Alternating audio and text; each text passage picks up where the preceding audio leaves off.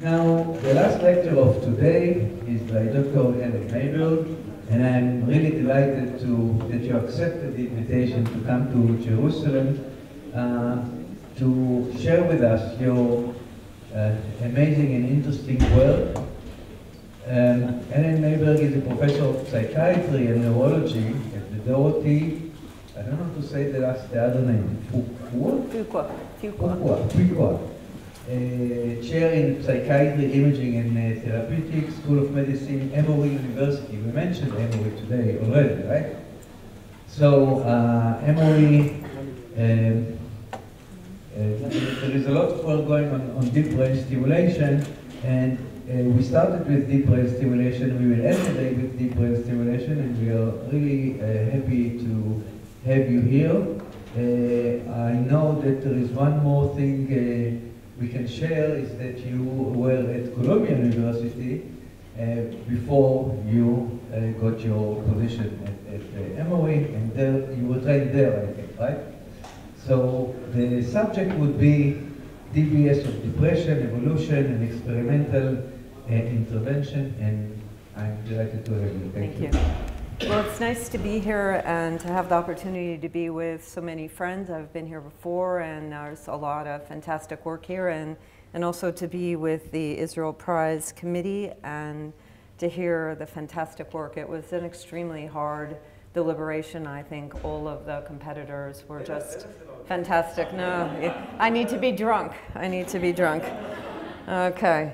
But it was, you know, you just realize, you know, these committees have all kinds of ways in which it's a vector, right? It's a vector that ends up in the way it does. But everyone did a fantastic job, and I think the world is better because of neurotechnology, and I think we're all better scientists because of the work that we saw. So I'm just happy to be part of that.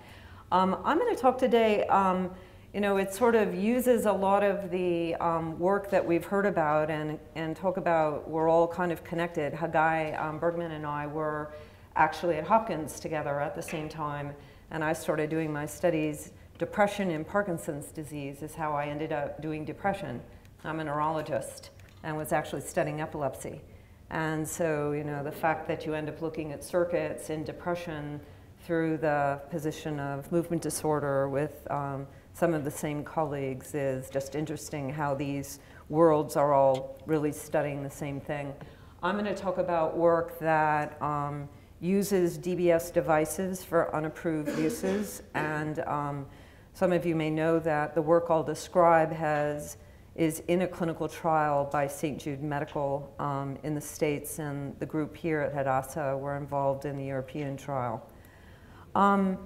I want to start with the team because I think as one thinks about how to do a neurosurgical intervention in a psychiatric disorder and actually think about depression as a brain disease and a neurological disease takes a very large team, and I'm going to try to go over both our approach to how we targeted the brain area and how we're trying now to understand what we do. Many of you know Andres Lozano, who was my neurosurgical partner, and many of you also know Bob Gross, who currently is my collaborator and important partner. I have a team of psychiatrists, a group of talented postdoc and graduate student electrophysiologists, imaging people, animal modelers, people who handle regulatory craziness with the FDA, psychologists and psychotherapists. I need the psychotherapists, but actually these are for the patients. So I think, like we've heard in all of the previous talks, there needs to be a motivation to actually be implanting people, opening up their brain and putting something in and leaving it there. And in depression, it's not intuitive, but for those of you that don't know in major depression, that there are many treatments, but oftentimes they don't work. We have medication, we have psychotherapy, there's a lot of work going on in terms of trying to match the patient to the proper treatment, and I'll just show you an aside on that in a second. But the remission rate, meaning getting out of an episode of depression with the first treatment, we don't do very well. And that would be okay because trial and error, you do get people well, but about 10% of people become resistant to everything that we have to offer, whether it be psychotherapy, a number of medications TMS, VNS, electroconvulsive shock, there is what turns out to be, I think, a smaller group than is projected that really becomes resistant over time. And I think the fact they become resistant over time and they just don't come that way is important to be thinking about the nature of plasticity, response to treatment, and what actually might be fundamentally wrong. So what do you do when there isn't an option? And 50 years ago, ablative neurosurgery was performed. It's still done in a small number of cases, but it's never been evidence-based as to where you should lesion in the brain. But I will say that all of the ablative lesions were always white matter. And I want to kind of just make that point because I think it becomes a pertinent point thinking about how DBS might be working. So about 10, 12 years ago now, what were we thinking with the idea that we might consider DBS as a potential strategy for intractable depression? And I think, like all of these fields, it's about timing and opportunity. And the opportunity was the fact that there was already 15, 18 years of DBS in movement disorder. There were the advances in stereotactic neurosurgery more generally. And I think fundamental to any attempts for psychiatric indications is the fact that we started to have a neurology of depression advance through imaging. So how did that come about? Because I think that one of the questions I always get asked is, why did we go where we go, and why does anybody target any particular area? And it didn't evolve quite like Haggai and Malin's work, where there was a model, there were lesions, there was strategic deconstruction of a circuit. The circuit was built through imaging. And one needed a construct of the illness first, which again, there is no pathology. But the thinking back then is that major depression was a syndrome with dimensions, and that you had a combination of dimensions. You could start to use imaging to see what lesions or pathological states seem to correlate with the syndrome. There were examples of post-stroke, particularly with lesions in the left hemisphere, both caudate and left frontal cortex. People started to make volumetric measurements and identified atrophy of the hippocampus, as was seen in animal models of stress, saw volume losses in the ventromedial frontal cortex that was confirmed by postmortem loss of glia in the ventral cingulate. And I think most importantly were functional studies that looked to map depressed versus non-depressed patients with a number of kinds of depression, whether it was neurological depressions. We studied Parkinson's, Huntington's, stroke, Alzheimer's, whether it was unipolar, bipolar, OCD and depression, that there was an emerging sense that there was a pattern of not just the left side of the brain or the hippocampus, but bifrontal, cingulate, parietal. There was a group of regions that were abnormal in their function in people who were depressed. The second layer then was to take the areas of the brain that were abnormal, try to organize them into a putative circuit, but then to look at how different treatments altered that abnormal state. And our strategy, as was with many, was to use medication. These were some of our first studies. And what we saw is that certain abnormalities in certain areas that weren't even abnormal at baseline changed their metabolism that you could measure with PET scanning with successful treatment. And there was an emerging pattern that when downregulated limbic areas dominated by a region that really wasn't written a lot about, the subcallosal cingulate or Brodmann area 25, but it wasn't alone. This seemed to downregulate in combination with upregulation of prefrontal cortex that was abnormal at baseline. And this was a pattern seen with a number of drugs and was seen in people who responded successfully but not unsuccessfully to the same treatment. At the same time, though, that we didn't want to leave out what happened with therapy, because therapy can be quite effective, and we found that there was a very different pattern of recovery with therapy. It wasn't a final common pathway. And this was work that actually made us think that the two treatments had complementary effects on the same circuit. And just as an aside, we became interested in how might you predict who got better on one treatment over the other. And this is a paper that came out just last month that looked at people that were treated prospectively and randomized to cognitive therapy or drug. They had a metabolic resting state PET scan done pre-treatment. If they were well at the end of 12 weeks versus didn't change at all over 12 weeks, we looked at the analysis of their baseline scan and found that among the 6 regions that discriminated the 4 groups, that actually the right anterior insula did a particularly good job of telling you that you would get well on therapy or not, or drug or not, by its metabolic pattern. And as you can see in the individual subjects, if you were hypometabolic in this region, you recovered if you were treated with therapy, and drug didn't touch you if you had that pattern. Here are the people here. And if you had the hypermetabolic insula state, you did great on drug, and therapy didn't touch you. So we started to actually are getting a biomarker of how this network and how insula might have some very specific influences. So that's just an aside to this notion of we have to think about depression broadly. Not all patients are the same. The adaptation of their brain at the time they present is different.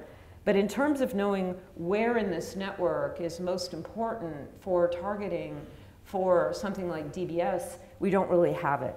And so the issue, and I think this comes up in considering DBS for any indication, is what's your network and what node do you think is appropriate?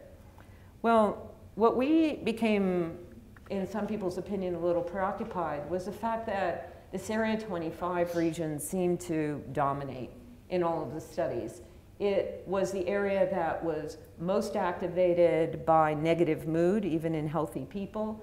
You can activate it with the tryptophan depletion paradigm that drops brain serotonin and can induce a negative mood in susceptible individuals. This is the same area that Drevitz found the volume loss and the glial loss in the postmortem brain. This is for rodent investigators. This is infralimbic cortex.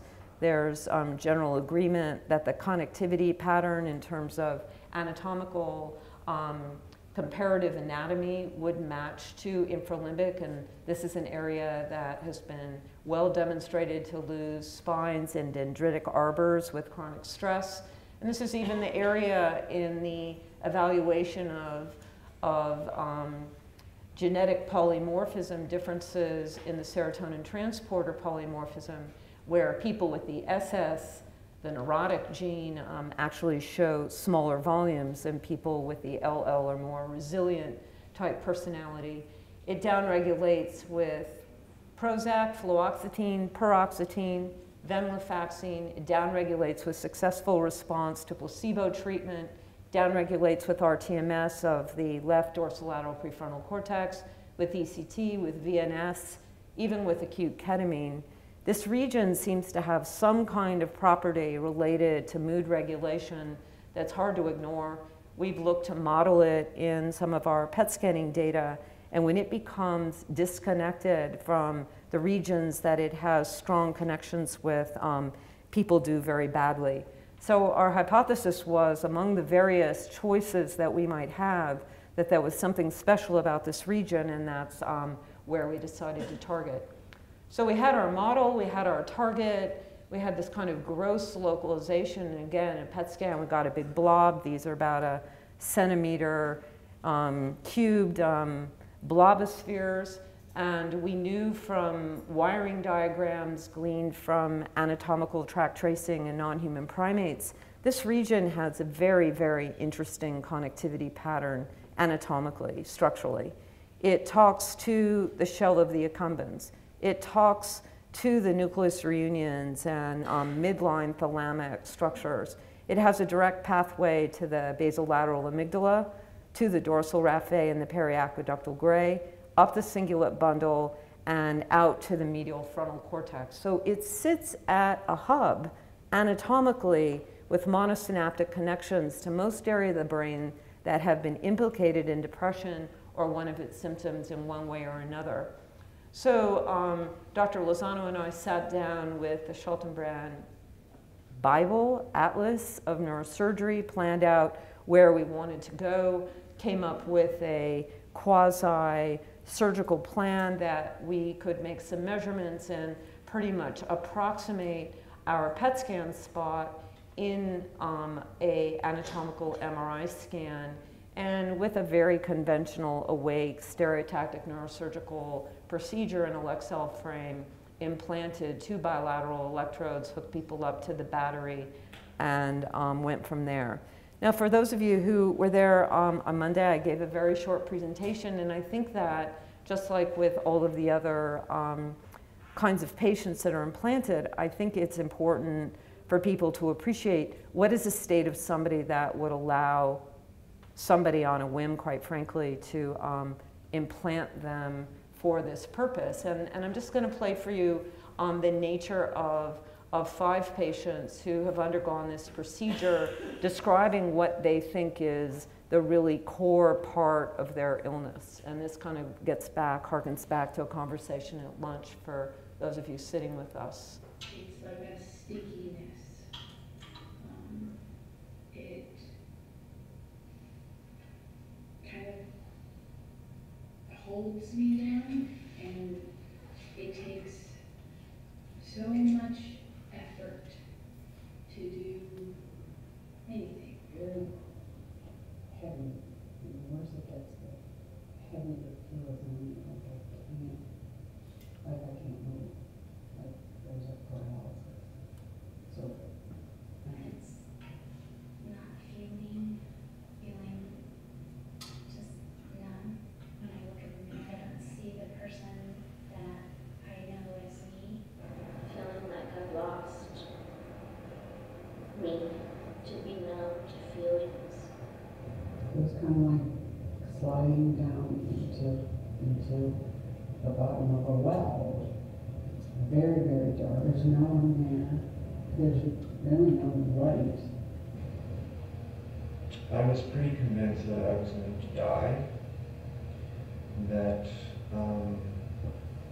there was nothing left for me. So this is kind of the state of what people describe. These are people with a major depressive episode. The minimum requirement is a year in the episode. The average of the group was 5 years in that state. Having failed, the criteria was 4 medication. Most often these people had 12 to 15 medications in various combinations. They were all electroconvulsive shock therapy failures. And so the issue is what is it that we're trying to treat there? Because the syndrome is quite broad. I find it interesting. I'm working toward minimalism, which I know is hard for many people to believe, but I want to kind of set the stage for what those people describe there, not their relationship with their family, that they don't work, or any of these more elaborate cognitive constructs, but those kind of metaphorical symptoms are really the core. So we're in the operating room, we have the implant, we then go to test for safety, because this is not an area of the brain that's been explored previously. There's really not an animal model of what will happen. And so with the acute stimulation, starting with the first person, the lowest contact in gray matter, actually, because the location is actually a combination of gray matter and white matter. And turns out to be that white matter is most critical.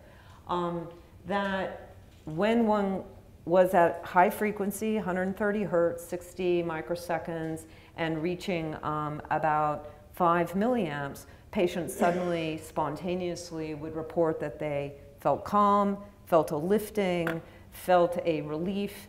People said it different ways. The instructions were very nonspecific. The instructions were, we're starting now. We have no idea what's going to happen. It's your job to monitor what you feel. If you notice anything, let us know. And these were the kinds of things that people started to say, quite to our surprise, as much as I think to theirs.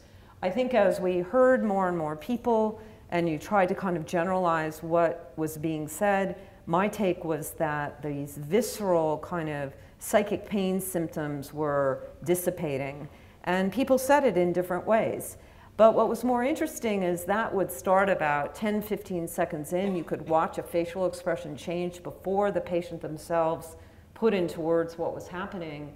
Once that happened, there seemed to be a shift where patients would look more interested. They were asking more questions. If you actually listen to the speed and content of their speech, they used more words per second. They spoke faster. We tried for a while to quantitate motor movement. I think we should do Phil Starr's task with the iPad. That might be a better way to have picked it up. We had people say things like, did you turn the light on? Room seems brighter, color seems brighter. People would be more attentive to me, to however I looked, which was like state of shock, but they became empathetic to my state in a way they hadn't been before, which was quite interesting and I think took some distance to kind of appreciate it.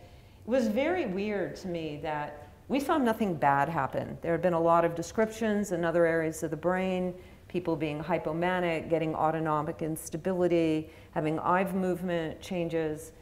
They either got that relief effect or they got nothing. We could turn it up to 10, 12 milliamps when the original system was the Medtronic, so we turned it up to 10 volts. And would either saw something or saw nothing. It was usually in the Medtronic system about 4 to 5 volts. St. Jude's system about 6 milliamps. We saw it in about 3/4 of the patients, like I said, contact and voltage specific, and it was variable though once we left the OR. In fact, we kind of got into a near altercation about, I wanted to keep testing it in the OR, and my colleague said, you can just test it outside the OR because, well, in Parkinson's, you can sit and turn a tremor on and off. You can certainly turn this on and off. When we got outside the operating room, we didn't necessarily see it again. And that's, I think, in trying to model the actual phenomenology, I think that's quite important. And so we thought it was interesting, but we didn't particularly think it was prognostic because people got better at 6 months and didn't necessarily have that phenomena. But it certainly, as we saw more and more people, seemed to be quite interesting, and we needed to come up with a way to think about it, which I'm going to get to later. We went on to just do a standard trial with high frequency, expecting depression to just get better over weeks to months. And we would change a contact based on clinical parameters and no other biomarkers. So the group in Toronto, we started with proof of principle in 6 people, expanded to 20. We saw a clear and unambiguous response in about 60% of patients. It evolved over a couple of months, nothing special about how long. But if you got better, you stayed better. Long-term follow-up in the Toronto cohort for few patients were explanted for non-response, but basically if you got better, you stayed better long-term. At Emory, we did a 1-month single controlled blinded study. We did bipolar 2 type patients as well as major depressive patients. Very comparable response, no induced mania. Our patients didn't do quite as well as the first cohort. Over the 6 months, we had a little lower response rate, but they all caught up at 2 years, and our sustained response rate now is 80%. You get better, you stay better. If you turn it off, you lose the effect over anywhere from 4 days to 2 weeks. And in the first 3 patients we did, when we turned it back on, it seemed to take as long to capture the effect when we turned it off. Turned out one patient had a broken lead, so we may have jumped the gun on stopping the discontinuation, but we got a little worried, so we stopped doing it for safety. But we've learned subsequently that you relapse if the battery dies. So the battery dies every couple of years, and people get the dwindles. They get slow, they don't get sad, their mood changes over weeks, but they feel less motivated as a heralding symptom that the battery isn't working. And you replace it, and usually within a few days, they're better again. So this timing of what happens when you turn it off is not quite clear. I think we will now, with the Medtronic brain radio, where we can monitor, we'll be doing this experiment again, and we will know what, at least at the level of field potentials at area 25 are changing, and maybe we can get a clue. Well, I just wanted to say that this target has been studied now in about 100 patients. The center in Grenoble, published data from Spain, industry-sponsored pilot study at 3 centers in Canada, smattering of single cases. I know the group here has done some studies for the clinical trial, and the randomized controlled double-blinded clinical trial is in the middle, and I have no idea what the data is. So there's a lot of experience on this target for depression, probably more than any other target in the brain. And the average response rate across centers, and there are people who use very high voltage, there are people who use very high pulse widths, seems to be fairly comparable. We've not messed around to explore the frequency space. We use 130 hertz. We reliably get an effect with 6 to 8 milliamps, 60 microseconds on all the time. And so there seems to be a wide therapeutic window without side effects. Like I said, there are other targets under study. The ventral capsule, ventral striatum was published in a study a few years ago, and this was a basis for the Medtronic clinical trial that has been halted. They showed data on their first 30 subjects, and it didn't discriminate from placebo. There's data on the nucleus accumbens. There's very recent data on the medial forebrain bundle. I guess, again, very small samples, no long-term follow-up. Single case on inferior thalamic peduncle of the lateral habenula. I think what's interesting, just like thinking about movement disorder, is that are these different nodes in the same circuit? I think these circuits are much more elaborate to be thinking about the motivational circuit through the MFB and, or even the error detection system and through the lateral habenula. Are we targeting negative symptoms? Are you trying to turn off negative, or are you trying to push positive? I think this is a real fundamental difference between where these different targets might be and how one might want to tune these circuits. I think the question is do we want local effects or remote effects? Do we want cells or fibers? Do different targets have different rates of response? What's the off time? What's the side effects? So I think as we think about this as a therapeutic rather than just as a very interesting way to study mood regulation, reward, this system more broadly, I think these are all going to be questions that'll be very interesting to explore. But what we want to know is, how does the subcallosal cingulate white matter target work, and what actually are we doing now that I think we have a reliable enough clinical signal to actually take the time to spend the time to figure it out. And again, you know, these tapes are kind of hard to come by, so I'm sorry a lot of you have seen them before, and you know, you try to kind of make tapes that cover many, many more people. But I think this one is particularly nice because we don't tend to externalize the leads. This was patient 0. This was the very first patient we ever implanted, and this is 1 day after surgery, having seen that intra-operative effect, and we went to test it again in a room with the neurosurgical team.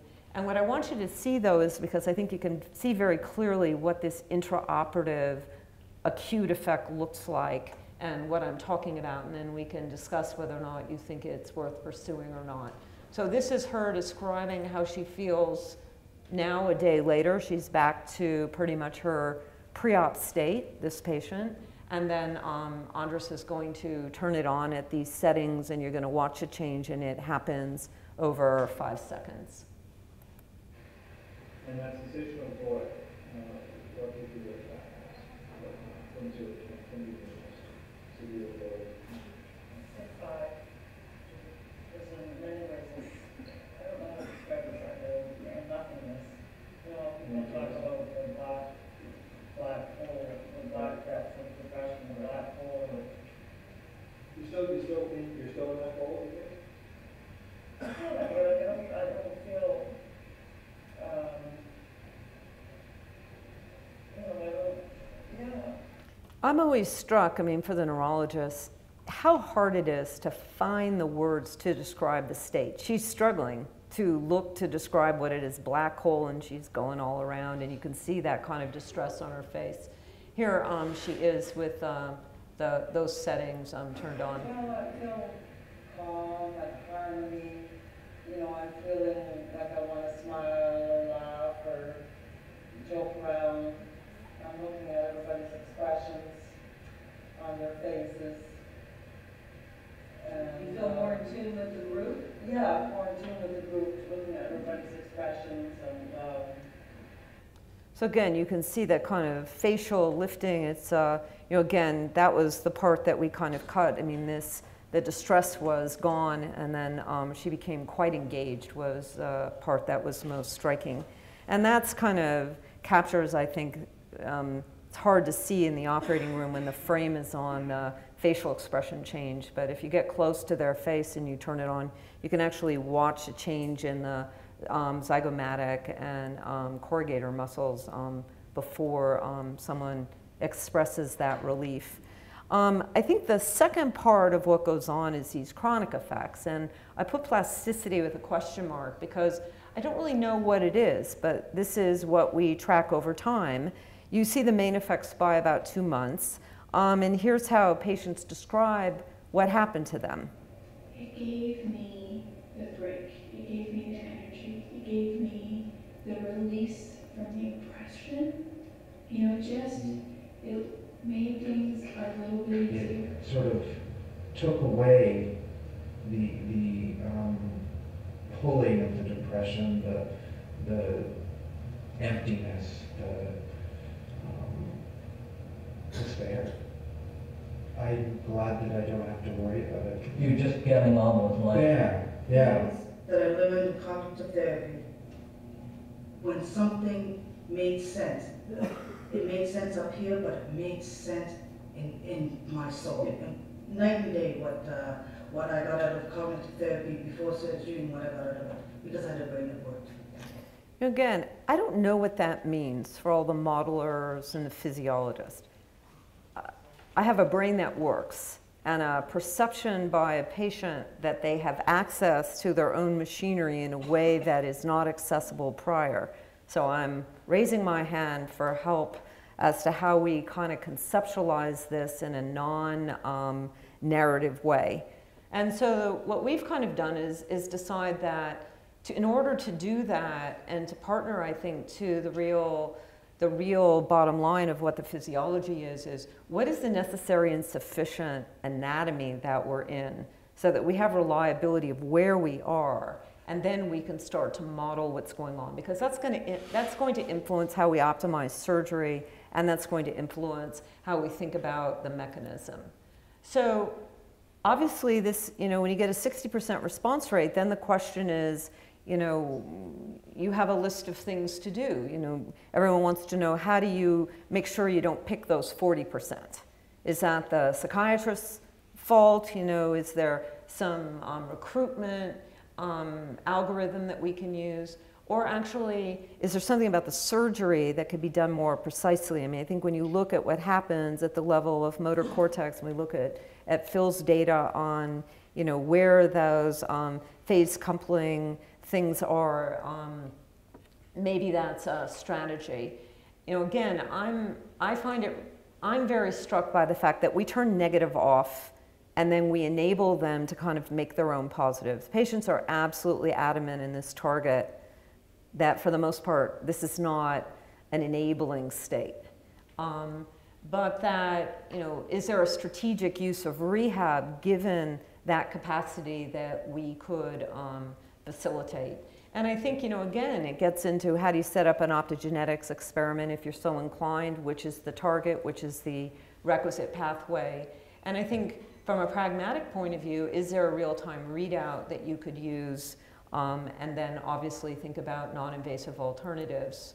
So how did we go about sort of trying to get at that? Well, our original experiment, we did a mapping study. We measured blood flow PET. This is the scan pattern before treatment. Red is high activity relative to control. So high activity in 25, hypometabolism.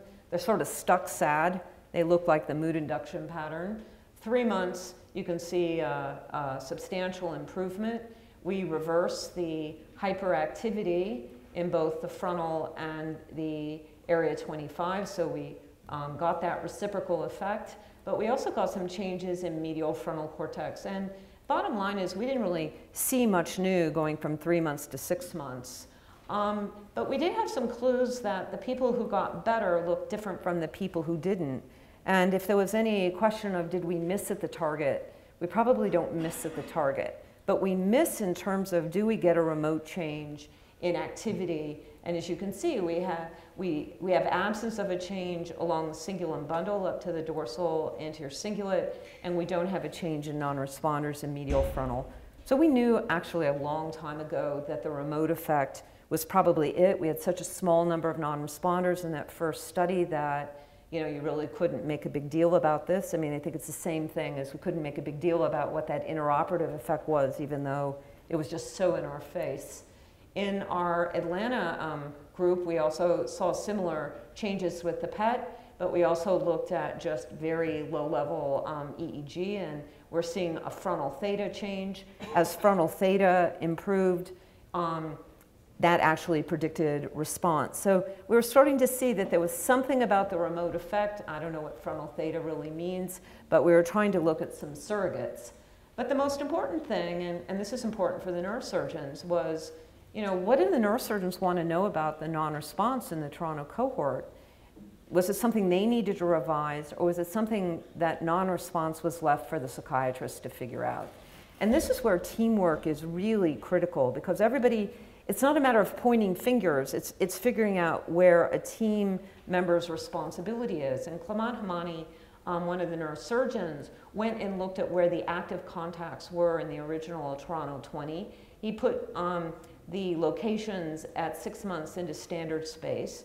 And what you see is that, the surgeons were very, very good at placing the contacts in the exact same position, and it had nothing to do with whether or not people got better or not.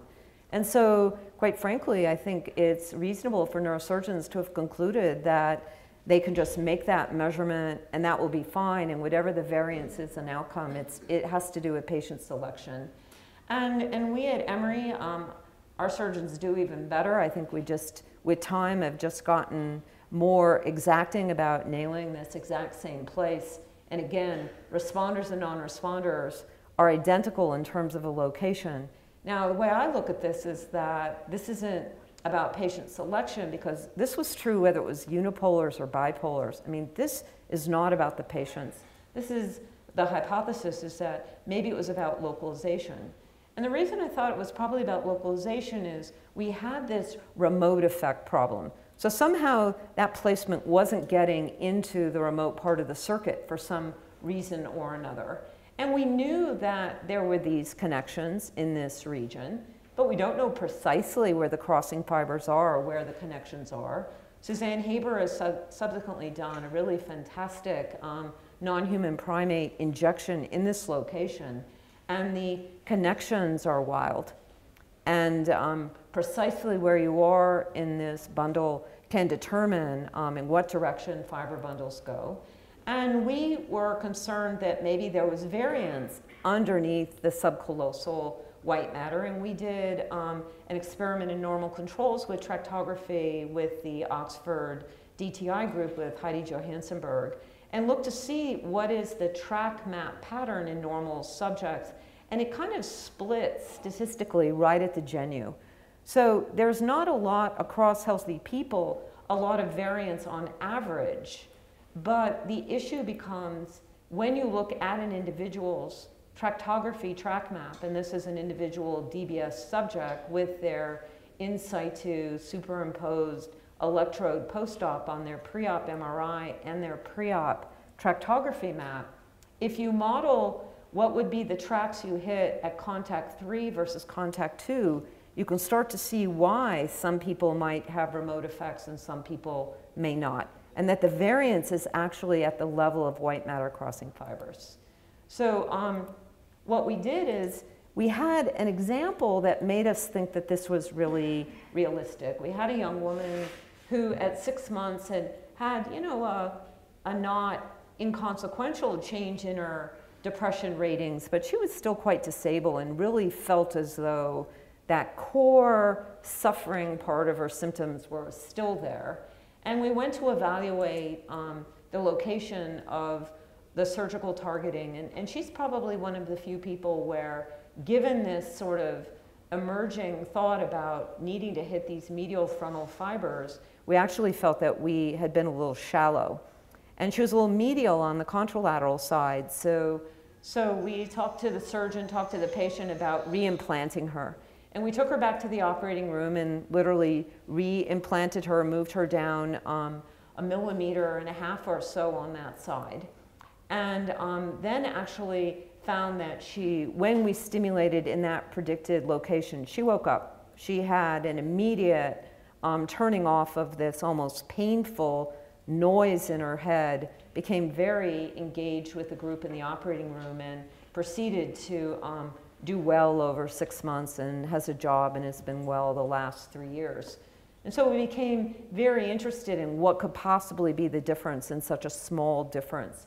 And we collaborated with Cameron McIntyre, who's been modeling not just the location, but the tissue activated, so that we could look at the impact on white matter tracts in a little more formally. And what you see in blue, and this is 2 different ways to model the track maps of this patient's data.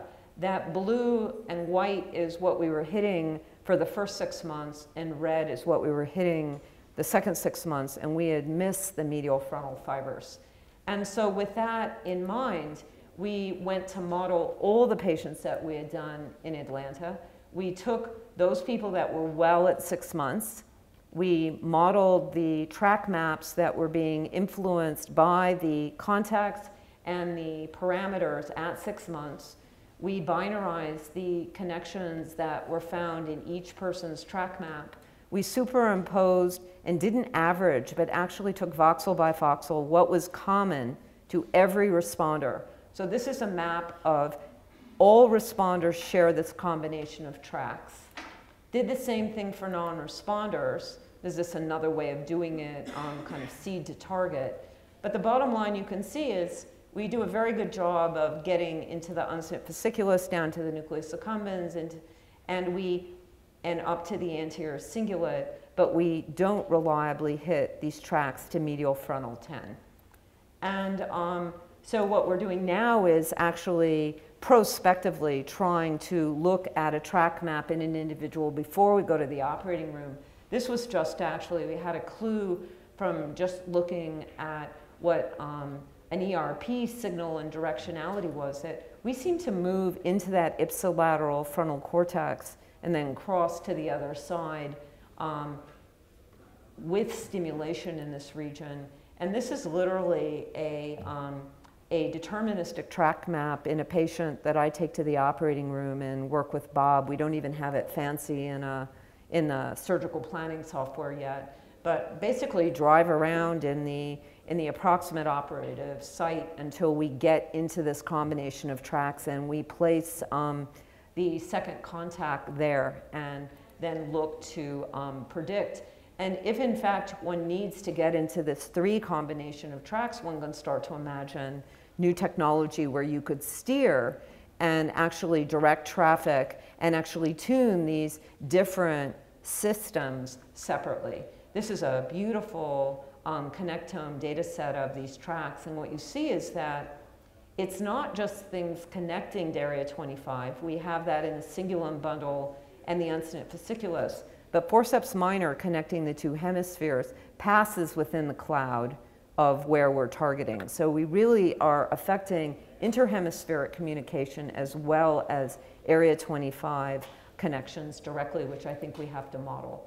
So what we're doing now is we're trying to dissect our circuit to actually understand, is there a biomarker of these different components? Is one more important than the other?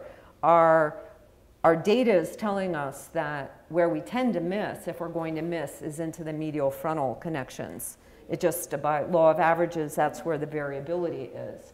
But, you know, we have data about negative feelings directly in the target.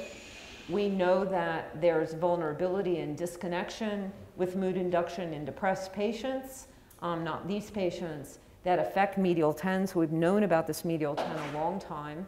This area is very important for emotional self-reference, for decision making, it's part of the default mode. It's where you make evaluations of outside world, inside world, self, other, empathy, theory of mind. It's a very, very interesting place. The dorsal anterior cingulate, the mid-cingulate, actually is involved in body awareness. It tracks with heart rate, blood pressure, galvanic skin response, and is thought to be really a mediator of interoception. And down in the nucleus accumbens, we can certainly think about learning, motivation, and reward. And so we started to do experiments to look at that. But, you know, starting is, what's the state of this network? And so this is resting state fMRI in our Toronto cohort, seeding in our target. And what you see is there's a pattern of disconnection to these very areas that we know we need to be in. And we see low activity, low connectivity compared to controls in the premotor, motor, and mid-cingulate. And we have this fairly striking low connectivity in that very area of medial frontal. Here's controls. This would be zero connectivity. This is a group of the patients I showed you that we did the therapy and drug on. And the TRD patients are unconnected. So this idea of when they say, I can't get outside of myself to pay attention to you, when they're sitting there and say they can't move, and they say they're disconnected, well, the data says they are. And we also have that this area correlates with the severity of their depression on our blood flow PET. And it actually has a high correlation at baseline, and as soon as we start the DBS, it loses its correlation. 10 needs to be returned to the system that can respond to the outside world. It shouldn't be enslaved or disconnected by the state, and with the stimulation, it seems to change its activity.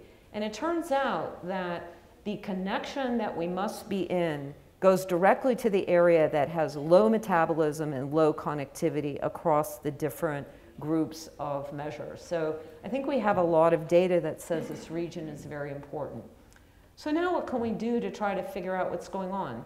This was a paper that just came out after many years of hanging around from Toronto, where early on we actually interrogated the neurons in our surgical field. This is one of the few unit experiments that we did. If you show patients emotional pictures, just have them look at the pictures, no instruction. You have low activity firing in this region. Not a lot of cells respond to much of anything, quite frankly, but in the population of cells that do, they tend to respond to negative pictures, but there is a subset that does respond to the more high emotional positive pictures, which would be consistent with some monkey data. But it wasn't really very useful for localization, and we never turned it on to see if this biasing actually changed with stimulation. But one would wonder, is this just the natural imbalance of this area, that it's kind of a negative monitor, or is actually this evidence of negative bias in the patients? Well, we have a lot of reason to think these people have negative bias. This is an ERP experiment from Atlanta where we did our self-reference task that we know targets medial frontal cortex with fMRI. Here's healthy controls. If healthy controls do a self-referential task, you know, how much do these words describe you? Healthy people endorse positive words. They don't endorse very many negative words. These patients have an equipotentiality for negative and positive. They have quite a negative bias. 1 month of stimulation, the negative bias has dropped down and doesn't change a lot more over the course of 6 months. The ERP signal, this is to positive words, no difference over time or with controls. But what you can see here is that there's an abnormal signal at baseline to negative that normalizes with stim. So we have reason to believe that even with chronic stim, we're changing this biasing in a task that really targets these areas of the brain. And this is, I think, the experiment we need to do in real time in the operating room to see if that's the effect we change acutely. On that topic then is, what is that acute effect? These are the kind of things people say. This was one of my most favorite. This woman brought this picture in and described that she was in the bottom of this water spout and just kind of felt like she was drowning. And on the table when we got into the optimal contact, described that she was no longer drowning and that she felt she was kind of on the rock on the edge. And again, what does one do with that at a biological level?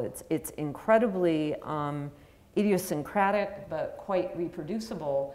And you know, my running hypothesis now is that this acute change is actually the core problem. I think the rest is just adaptation. You get rid of this, and you can train someone, you can rehab somebody, but if you don't get rid of this, you just drag and wait.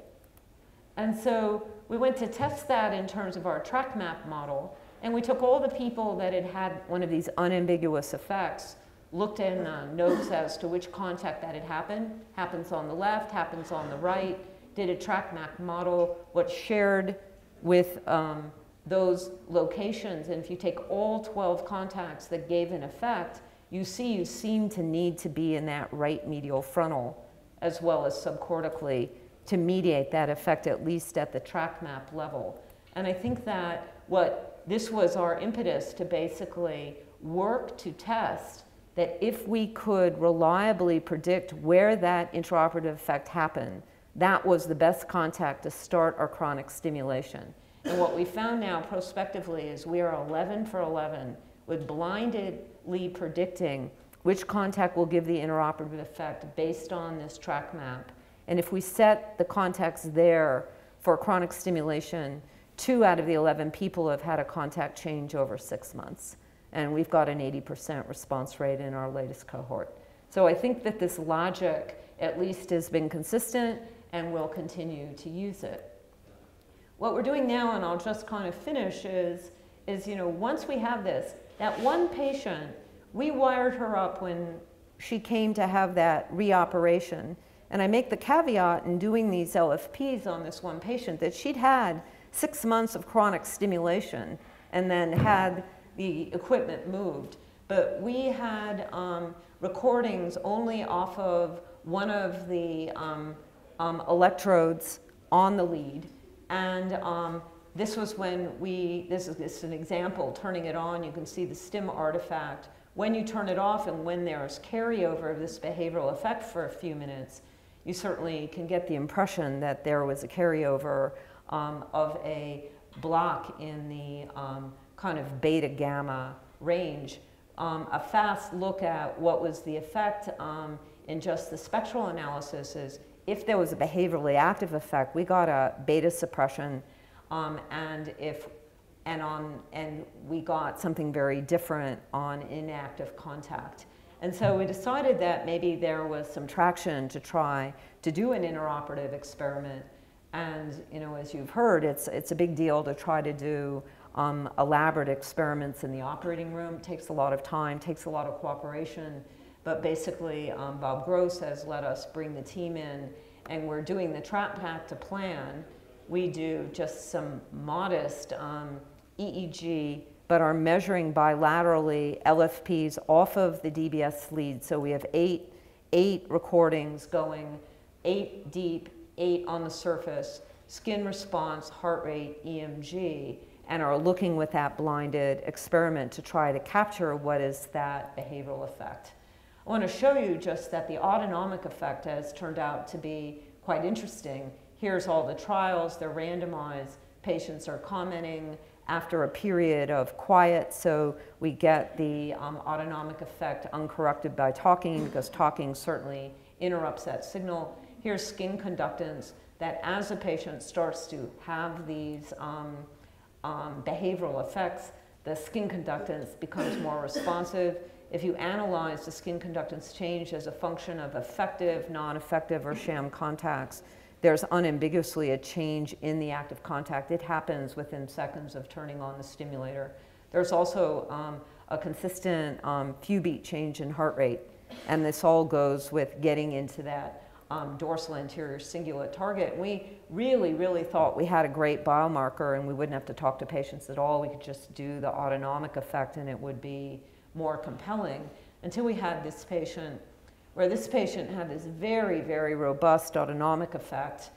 And this was the only patient we've actually had that actually described a pleasant sensation. mean, everybody who has relief of something uncomfortable, relief is pleasant, but not pleasant like giggling and I like it pleasant. And this woman, actually, we knew something was happening because she started giggling, and it wasn't a pseudobulbar kind of giggling. It was, it kind of felt good in a way she couldn't describe. It was very reproducible. And when we used those contacts, as we had in others, she had no antidepressant effect. Came back after the first week, we went back to her track maps and realized that we were hitting the nucleus accumbens quite strongly and the dorsal anterior cingulate and weren't getting reliable effects in medial frontal. We changed the contact, turned it on, 6 milliamps. She had this appreciable difference in that she had relief and actually did quite well over several weeks. So we had, again, it's anecdotal, but a consistent pattern that getting into these tracks are what we want. And you know, we had a case in Toronto that I went back to this morning and realized that we did a cingulotomy on a woman that for some reason we decided wasn't a candidate. And she was, well, had a dramatic antidepressant effect for a few months and then rebound. And Dr. Lozano felt that the cingulotomy lesion was appropriate and that he didn't want to extend the lesion. And we, off the study, did a bilateral implant. She had a very dramatic response in the operating room and got better and stayed better. And just kind of thinking theoretically about the track maps of what we got into with the cingulotomy, we really don't get into those ventral medial frontal tracks with the cingulotomy. And I really wonder that you affect the autonomic effect system with the cingulotomy, and just like in pain, people continue to have pain, but it doesn't bother them. So you lose part of the signal, but I think you really need to turn off this negative state or you don't get well, and I think this is consistent with that last case. So the last thing I want to show you, and the reason I kind of kept it till the end is because I'm a little embarrassed to show it, despite the fact that everybody's working like dogs to get me data to show, but to try to show people what we're trying to do with the electrophysiology. And there is no massive beta oscillation that turns, you know, an abnormal, exaggerated state. This is looking at baseline in red.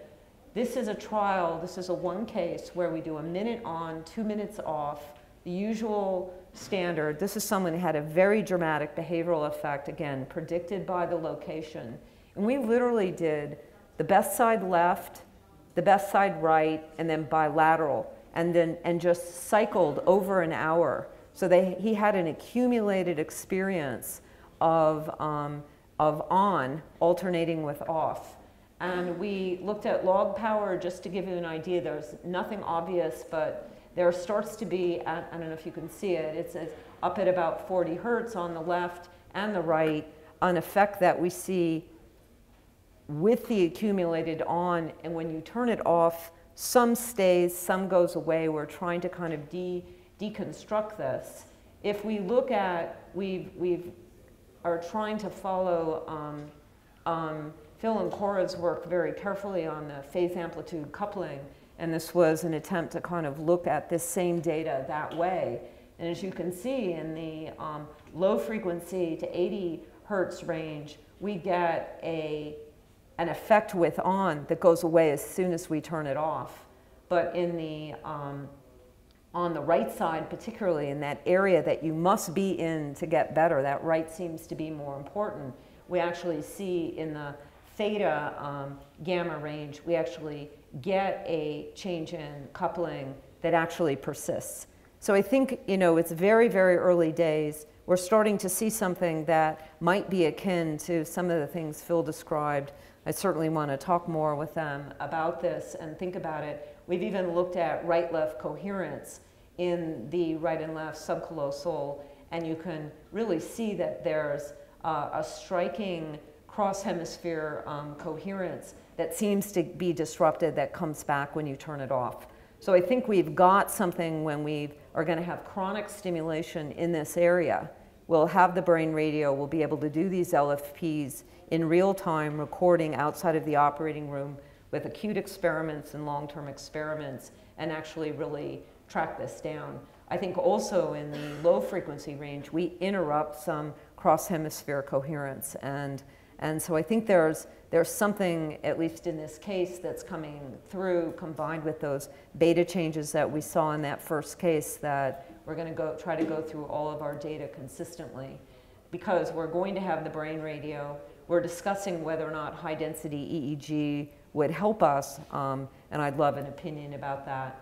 I just want to end with the idea that I think this acute effect is extremely important. The patients, you know, if you just have them talk ad lib about what they think happened when they get, you know, 6 months out, a year out, and try to describe the effect, they talk about it enables them being able to do something. It doesn't actually do.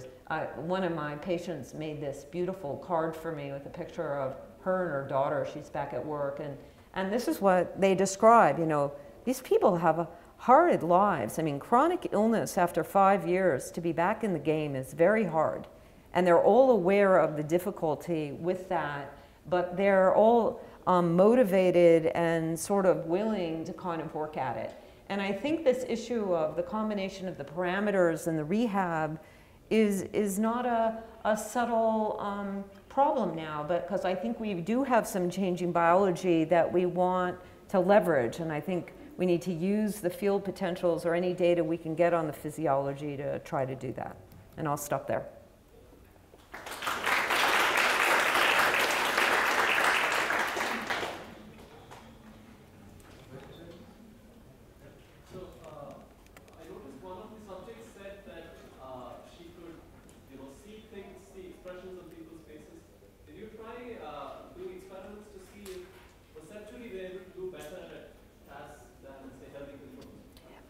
They don't do better. We went through with Paul Corbelis, who did a lot of that EEG work. We started by even looking to see if there was a real change in visual evoked potentials that didn't show anything. I thought maybe there was a change in gain, because 25 is part of the ventral stream. It certainly has inputs into visual cortex. And I think what a lot of the people who've seen these patients, it looks as though they have a change in attention. And they do better, they get faster, but there's no gross improvement, and it's certainly not an enhancement. They seem to return to normal, but the visual perceptual change has been a little elusive in terms of what tasks might pick it up the best.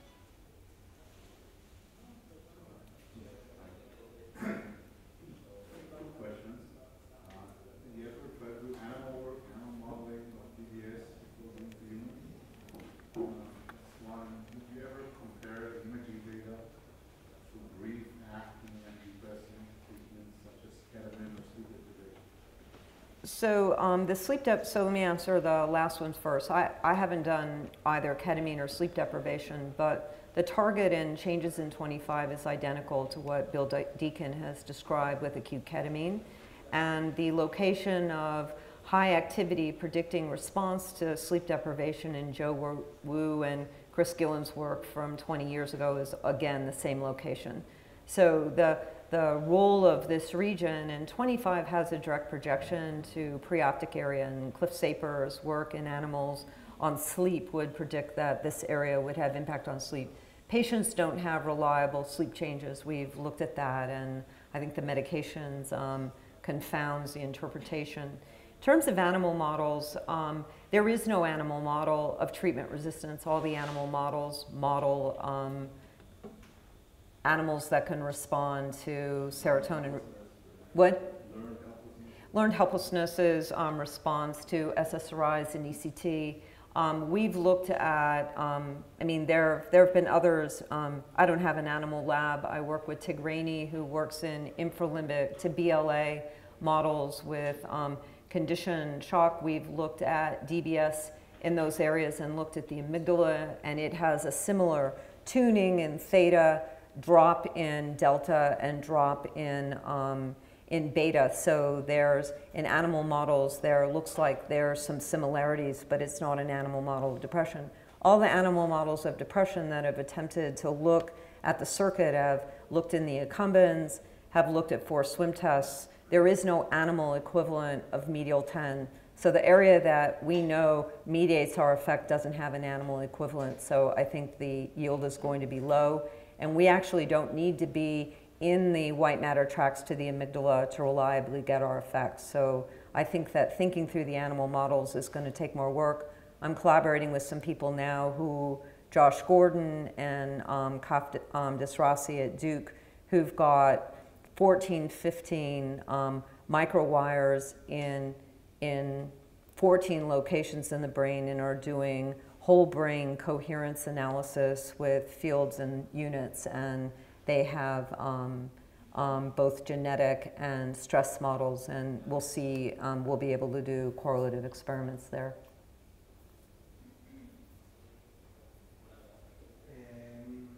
If I understood correctly, the DBS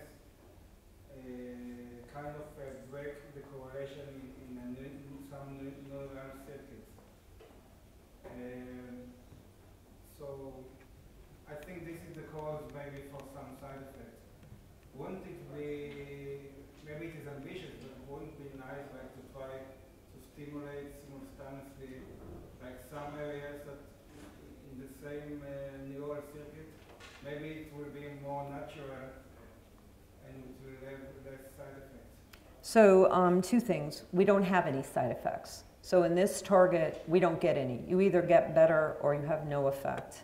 So, so I don't have a therapeutic window. We don't make anyone manic. We have no autonomic side effects.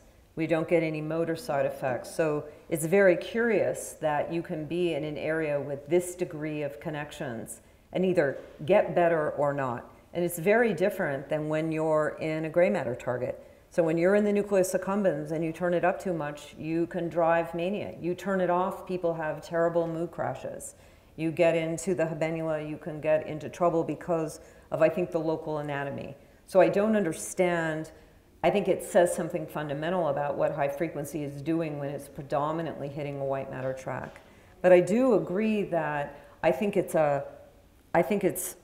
really curious that this kind of, bludgeon at high frequency all the time should work like this. And I think we can be more nuanced, and I think we'll be able to be more nuanced with the brain radio to actually see what we do. I think if you can turn something on and turn it off and actually watch a signal come back, then we can turn it on demand. We can study what happens if you turn it off and you stress the person with a mild challenge, and to see if you can exaggerate and maybe explain why some people get sick right away when you turn it off and others take longer. People may be more vulnerable to stress because of some inherent property. I think that having these radios in and doing things like Phil is doing, where you have monitoring that may be more broad, it may be that you need to look at the crosstalk between 25 and one of the nodes rather than 25 alone. I hope we get lucky, monitoring at the subcallosal region. And it may be that, particularly looking at the white matter tracts, that if it's really true that the interhemispheric properties are separate from the 25 subcortical properties, you may actually want to tune these different components of the circuit differently. If I had to venture what I thought a side effect was in the patients, I think that some patients actually end up getting better, but it actually takes a very long time. And I actually wonder if there's some combination of medicines they're on with this tuning frequency that actually is not putting them in phase properly, and that they can't learn. That there's a phenomena when you talk to the patients where, even with the therapists say they really can't do full-blown cognitive behavioral therapy for several months. And it may be that you need to retrain the system in some way, and maybe at 130 hertz, maybe some people need 100 hertz like they've learned in dystonia. And that if a phase amplitude coupling state is really at the crux of what this is, in order to learn and develop new habits, you actually have to have a foundation for learning that's actually properly tuned. So we're blocking the bad part, but we aren't enabling an optimal substrate to learn. And so if I had to say because I mean, for me to say there's no side effect that I can register using standard side effects. There's nothing bad that makes me say, turn this off. But I do think that there's got to be a reason that the woman that felt pleasant, she was better in 2 weeks. I've had other patients better in 2 weeks. We wait a month before we turn it on. I can't get a good reason why. You know, we do it because the surgeons say let them recover, or the FDA says give them a month because there might be placebo effect. Maybe once you initiate that effect in the operating room, you shouldn't let the system be plastic and kind of adapt to something you just did. Maybe you should turn it on and start tuning them right away, and you would get a faster recovery. So I think we need data, and I think having the radio outside of the operating room, because the operating room is really hard to do the experiments, we can make a little more progress. All right, last question, I think then. Your experience, or what you think would be the best target for Parkinson's disease depression? I think that's a really good question. My old friend Sergio Starkstein, who Guy remembers, I visited him in, he's now in Perth in Australia. And they don't like doing DBS in Australia. They have all kinds of funny rules. And he was thinking about that. We talked about, you know, to try to get into limbic STN, I think is really hard. And it's very clear when you get into limbic STN, you get into all kinds of trouble. You might say that for Parkinson's, where they have this very motivational state, maybe being in accumbens would be helpful, except that I think the problem there is what's the dopamine tone, and maybe you get a dyskinesia of affect and get lability. So I would be inclined to try this target because at least from a safety profile, it doesn't seem to be mediated by a dopamine state, the best we can tell, but might influence the circuit. So I'd be inclined to do that. I've tried to look through the literature in Parkinson's, and while there's a lot of examples of getting getting negative mood while you're trying to tune the motor system, there's no real good example, and there's examples of hypomania. There's not good examples where it looks like there's really reliable antidepressant effects by being in the vicinity. And so I think it, you know, as an aside, I mean, the Lozano group did those anorectic patients, and their rationale for targeting, you know, the same area for anorexia was not, you know, particularly well developed. On the other hand, the ones that did well were the ones who had depression. So there is something about how depression actually was influencing body mass index. So maybe this is a safe place to go. I mean, I think it would make good sense to do, and it's certainly easy enough, and with not having a big safety profile problem that some of the other areas have, I think makes sense. I don't know if anybody's tried it. I haven't heard about it.